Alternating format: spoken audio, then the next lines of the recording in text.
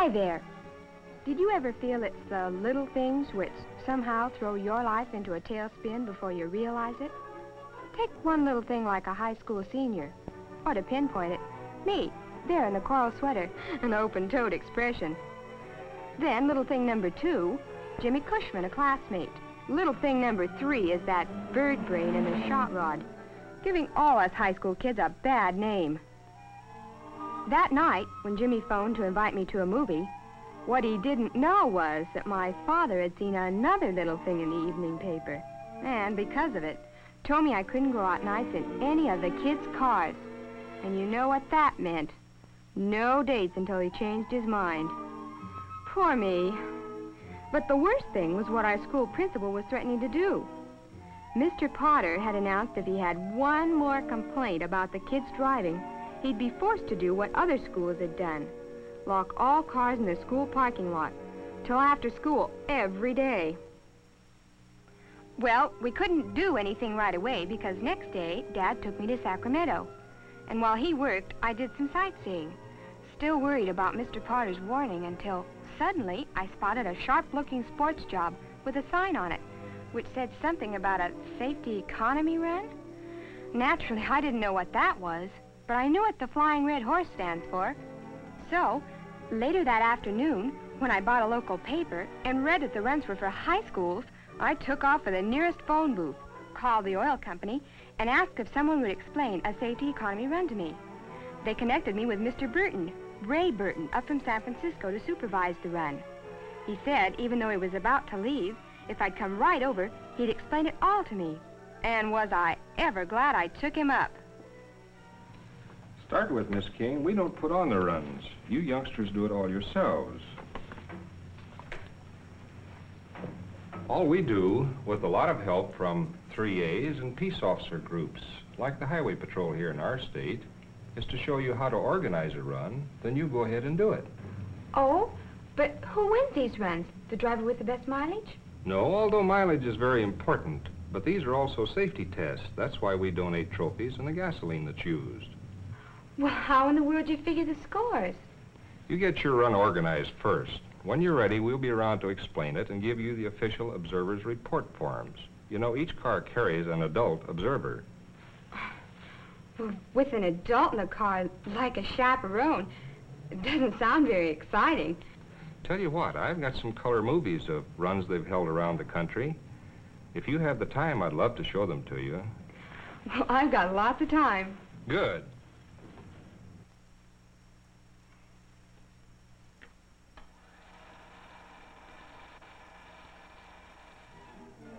I was surprised to see how many schools everywhere had entered past safety economy runs, and how all the faculties pitch in and help. Imagine, just as in the big economy run, all cars are weighed. So, with the 10-mile scoring system, cars of all kinds compete on an equal basis. Now there's a sight, Seattle's floating bridge over Lake Washington.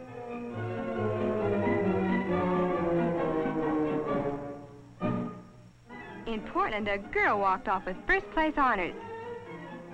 And here at Bakersfield, an engine is being given a last-minute performance check. And not only are the cars weighed, but the passengers are too. Under their scoring system, every last ounce counts. Well, no wonder Bakersfield had all those high-priced cars entered. This country looks richer than Texas. How about that flying red carpet? Bakersfield to Inglewood in 2 seconds flat. And at the end of the run, the time is checked to make certain no car just crawls along to save a few drops of gas. Well, we whiz north again, where you can see how the cars are started at 1-minute intervals. Look at those steaks, supplied by the sponsoring service clubs and served free to all attending the victory luncheon after the run, where they announce the scores and award the trophies. I was sold, and I knew Peninsula High could do the same thing and show our parents, Mr. Potter and the neighbors, that high school kids are good drivers. Mr. Burton invited me to see the Sacramento Run next morning. Excitement? Believe me, it was as exciting as a football game. I guess I heard about and saw most everything there. The The gasoline and oil are provided by the Mobilgas people. And the safety checks to make sure all cars are in top condition, as well as covered by insurance, are continued until the last car is started. Then, numbered stickers are pasted on, and the cars rolled into the street to line up for the start. At 9 o'clock sharp, the first car is sent off, and the next car is rolled up, in turn, to the starting line. There, the assistant starter tolls off the seconds until the next minute is up. And when they had all left, I went with Mr. Burton to drive around the 96-mile course. It was a real kick for me. But most of all, I couldn't wait to get back to San Francisco to see what I could do about whipping up some enthusiasm for a safety economy run of our own.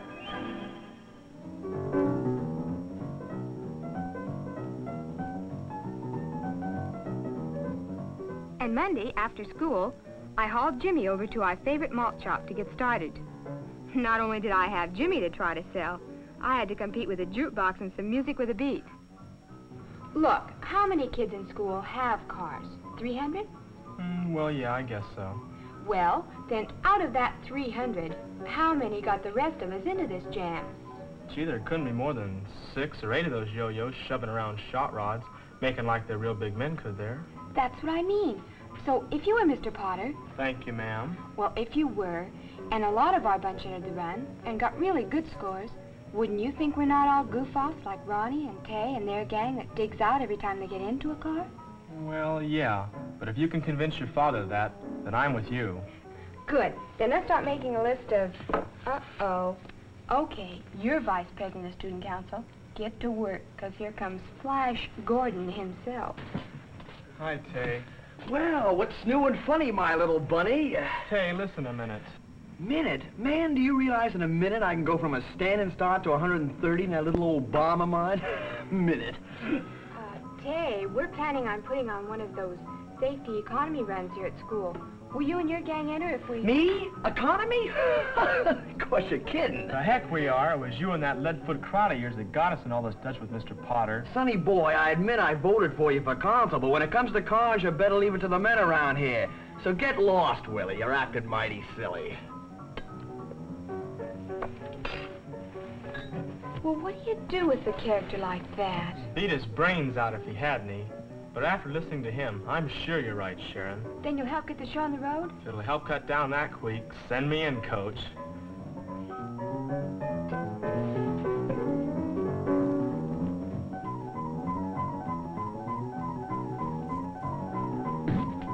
Hey, Sharon, I got a whole committee. Oh, sure. After twisting my arm. And my wrist. Not me. I just came along because I think boys are fun. This is a run for automobiles, not boys, you know. Who's running? I just take my trusty shotgun and bang.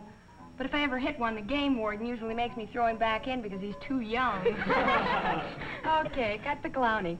Ladies and gentlemen, the meeting of the board of directors is called to order. With Jimmy only reluctantly agreeing to help, the work began. First, to auto shop to see the instructor, Mr. McCutcheon, and ask if he'd head up the faculty end. He said he would if Mr. Potter agreed. Mr. Potter? He was the principal who was threatening to lock up all the kids' cars. Well, seeing we needed some assistance, we called Mr. Burton, who had returned to his San Francisco office, and he agreed to talk to our principal. After all the trouble Mr. Potter had had because of the few kids like Tay, who make a racetrack of the streets, it's no wonder he didn't take to the request at first. But after Mr. Burton gave him a few facts and figures, he said okay, and gave us permission for Mr. Burton, highway patrol officers, and me to address an assembly. Get me, a big shot, a public speaker yet.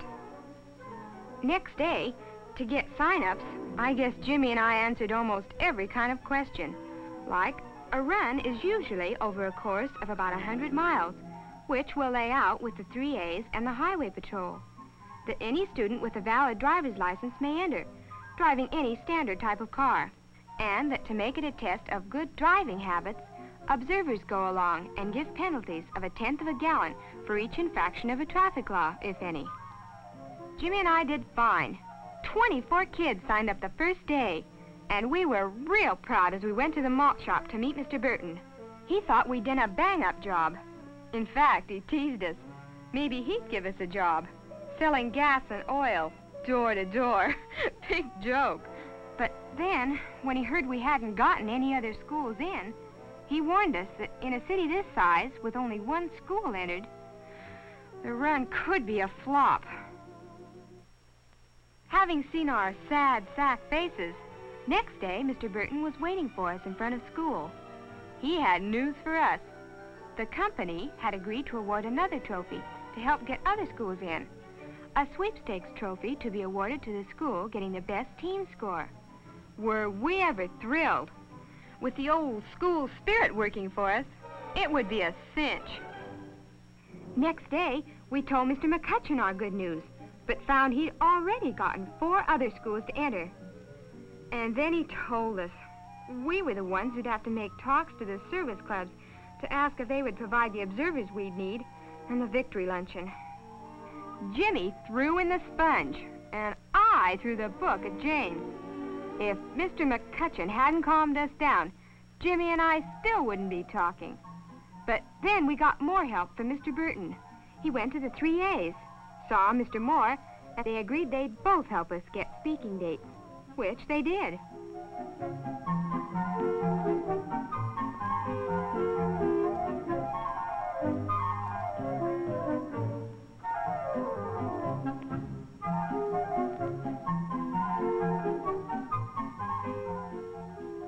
We both went over like a house afire, until I called on the chairman of another club to ask if I could address his next meeting.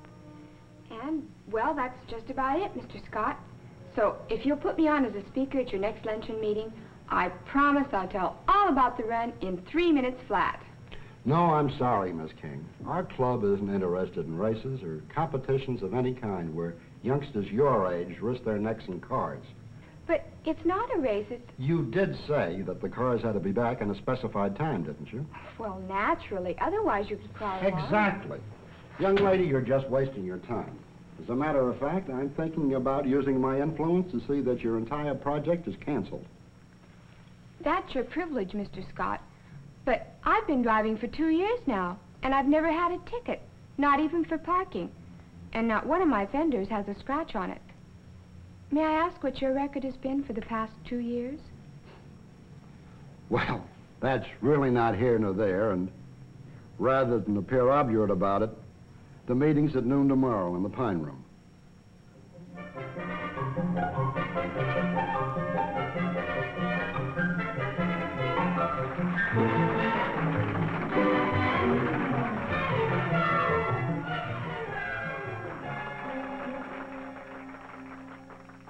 Okay, Sharon, shoot. Now, check the cafeteria to make sure all the arrangements are complete for the victory luncheon. Okay, I'll take care of that. And he says we have to send out at least twice as many press releases as we did before. Check. What else? I don't know who'll do this. Try to get interviewed on TV. Boy, that's your job, Maureen. You got what it takes for that kind of stuff. Oh, no, you don't. What are you trying to do, bring radio back again? Oh, cut it out. You're a real movie star. Oh, here's one more thing we all can do. Mr. Burton says to try to get lists from all the service clubs with names and phone numbers of every man who's volunteered to be an official or an observer. Well, okay, but I don't get it. To call them up Friday and remind them we expect them out Saturday morning. Mr. Burton says if it's a nice warm day, some might just happen to recall a previous golf date. Well, well, well, if it isn't the Indianapolis Race Committee as I live and breathe. Well, okay, Mr. Hotshot. If you're such an 8-cylinder wizard, why isn't your entry in here? Are you kidding? Get up at the crack of dawn and play some silly baby game? Count me out, little sprout. What is it with you, Tay? Chicken? Afraid some of us will show you up? Show me up? That'd be the day. That'd be the day I'd like to see. And you know what, Tay? I bet even I can beat you. Put your money where your mouth is. You are chicken, aren't you? Don't be silly, Lily. I wouldn't race against a girl. And don't be stupid, Rupert. It's not a race, it's competition. And besides, I'm not even sure that shot rod of yours could pass a safety check. Shot rod? Okay, you asked for it. What's the bet? And I'll even give you odds. That won't be necessary. Tell you what, whoever loses takes the rest of us to the movie Saturday night. And how will we get to the show? Or has your father become big-hearted and changed his mind? I didn't mean to the drive-in. We can all go down to the park side. I want to see what they're playing anyhow. Well, Tay, is it a bet or is it a bet? Oh, okay, but you wait and see. I'll cream the whole bunch of you. Just sign here, milkman, and we'll see if it'll be cream or just a large dose of skim milk. Safety checks start tomorrow. We were getting closer, and the auto shop volunteer crews work like maniacs checking cars. Maniacs is right, too, for who else would have passed Tay's car as being safe? I guess they checked the car, not the driver.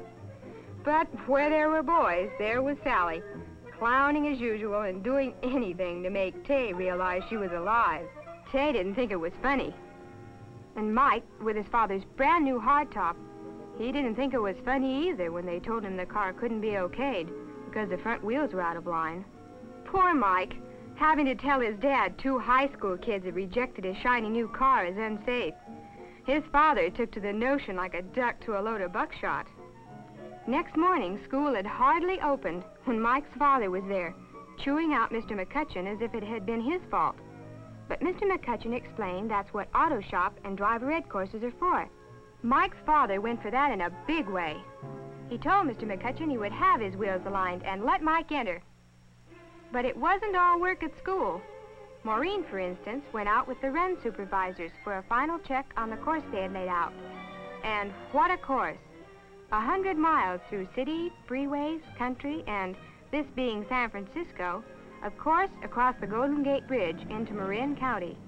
It was all so beautiful, we prayed it wouldn't rain the day of the run. Little did we know, poor innocents. Now the whole school helped. Journalism classes wrote all publicity we needed. Art classes designed the posters. And the print shop turned itself inside out doing the car placards. I even typed dozens of envelopes to the local newspapers. And Maureen was interviewed on TV, as Jimmy was on radio. The last big chore was weighing in the cars that were entered, because the weight of the cars and the occupants is used in figuring the final score. Saturday morning, the day of the run, I was out of the house by 6. And so were lots of others who jammed the station we were to start from, where the observers got their final instructions. They asked a lot of questions about how to score penalties for any infractions. The Ham Radio Club was checking with their mobile stations along the course. Placards were put on all cars entered, and so were strips of luminous paper to make it easier to pick out our run cars. Gas tanks were filled to the very brim, for free at that, and attendants marked the filler pipes so they could be refilled when the run was over to determine the exact amount of gas used. And then, for the first time, I noticed the weather. Gosh, if it rained now, how could we complete the course in 2 hours and 40 minutes? Mike was there, bright-eyed and bushy-tailed, and the law was there, too. Each car had a numbered sticker put on, and I do number 45. Then Mr. Burton came up to introduce me to my observer, Mr. Samuelson, and told us we'd better weigh in and have the total entered into our official report.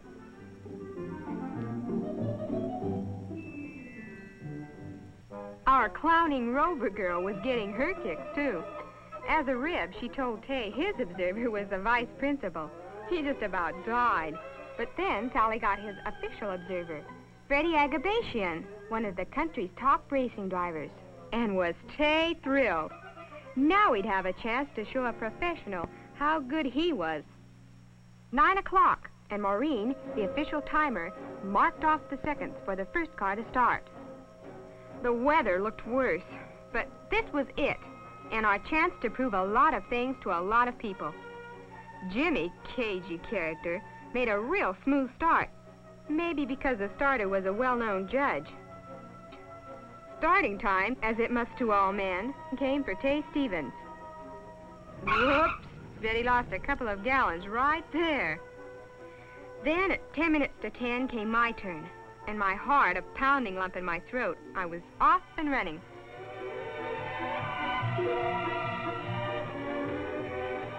Making sure we flashed our turn indicators, we rolled up onto Bayshore Highway, and I saw the weather was getting even worse. But with the traffic and having to watch the speedometer and all the other things I had to do, I didn't have much time to worry.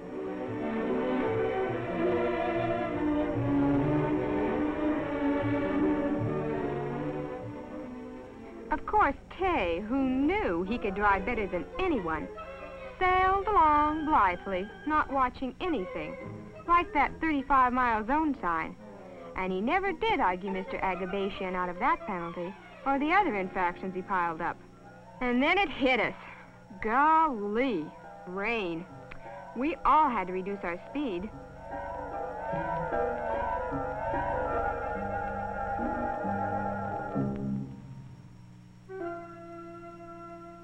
We had lost so much time that when the rain stopped, it was a temptation to really tromp on those gas pedals.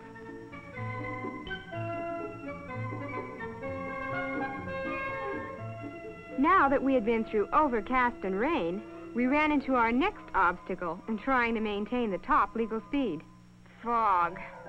Good old fog to make us slow down again. But then, as it always does around our wonderful town, the fog washed away, and there, under the brilliant sunshine, was San Francisco itself.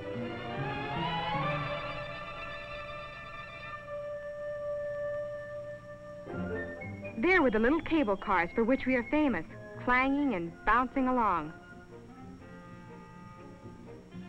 There were the familiar steep hills. And before we knew it, we were into San Francisco's Chinatown. Believe me, there was little we missed on our 100-mile tour. Even the much-pictured Bay Bridge in the background, and the Embarcadero, with its tantalizing smells of spices and distant seas, and its 25-mile zone signs to slow us down again, just when the weather was better and time getting shorter and shorter. How about that? Glad I was down below and not swaying up there on the cables, despite the beauty of our renowned Golden Gate Bridge. And with the bridge not too crowded this Saturday morning, we were feeling better now about finishing the run on time. Down on the bridge itself, our cars rolled along. Later, we heard how deep an impression the skill of the teenage drivers had made on the adult observers, who all said the same thing once the run was over. Never in their lives had they had such legal rides. But I'm ahead of myself, because the run wasn't over yet. Thanks to the rain and fog we'd been through, time was getting shorter and shorter. Then, as we started on our last lap of the figure-8 course, we still had almost 15 miles left.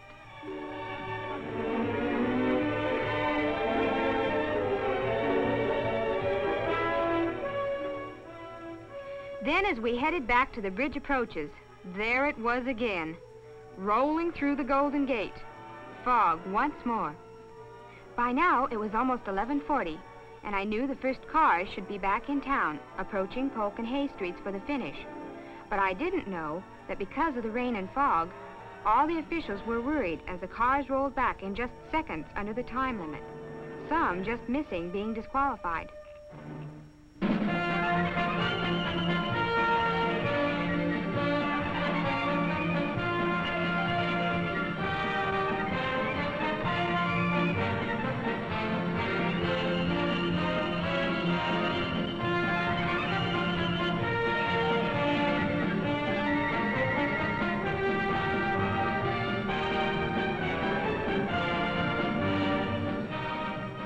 It really was more exciting than the start, with every driver anxiously watching the pumps to see how little gasoline had been used, because even a few ounces could mean the difference between a winner and a loser.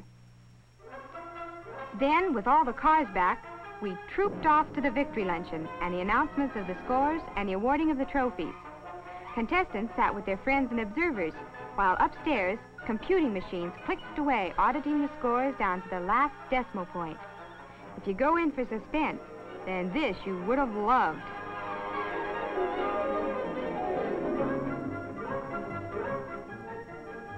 Talk about dismal luck. While we sat there simply dying to know how we had made out, Mr. Simpson, who had brought the trophies, awarded them first to the other 4 schools. But then it happened. Peninsula Union High, starting with our boy who'd been 3rd best. Think he wasn't tickled? Get a load of that wall-to-wall smile.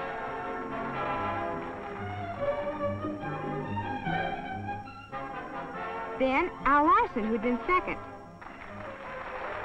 And finally, with all of us biting our nails, first place to unbelieving Jimmy Cushman.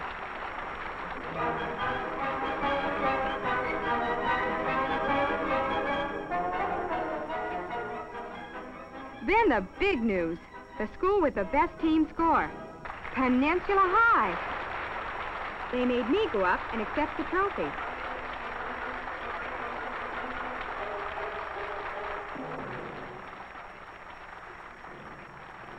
And then we all made tracks inside to see the huge piece of paper on which everyone's score was written. After all the boasting I'd done about doing better than Tay, I was popping my buttons till I found out if I had. Where was my name? There, Sharon King, 8th place. But where was Tay Stevens? How had he done? Uh-oh. Tay Stevens screamed himself into 14th place. That night, before they picked up Sally and Maureen, Jimmy, Mike, and Tay came by our house. Jimmy had talked to Mr. Potter, who admitted he was convinced. But we didn't know yet if my dad had relented and would let me go out at night in the kids' cars. But not only had he relented, he almost shook Jimmy's arm off, kidded Tay about his bad showing, and then said it was okay. I could even use his car myself at night. So, after all the work and discouragement, we had proved something to Mr. Potter, to my father, and to anyone who reads a newspaper. Good old safety economy run.